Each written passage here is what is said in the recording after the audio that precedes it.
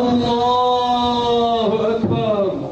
Şu anda, şu mübarek Ramazan ayında, bu kavurucu yaz sıcağında evlerini, barklarını terk edip meydanları dolduran zulme, zalimlere ve zamanın Firavun, Karun ve Hamanlarına karşı ayağa kalkan, direnen ve şehit olan Mısırlı Müslüman kardeşlerimizin üzerine rahmet, selam ve selamet yağmurları yağdır Allah'ım. Amin. Ey yüce Allah'ım, onlarca yıldır Mısır topraklarını şehitlerinin kanlarıyla sulayan, Mısır zindanlarını Yusufi erleriyle dolduran, gece gündüz İslami davalarını çileyle, gayret ve gözyaşıyla yoğuran Müslüman kardeşlerimizin yüreklerini ferahlat ya Rabbi. Amin.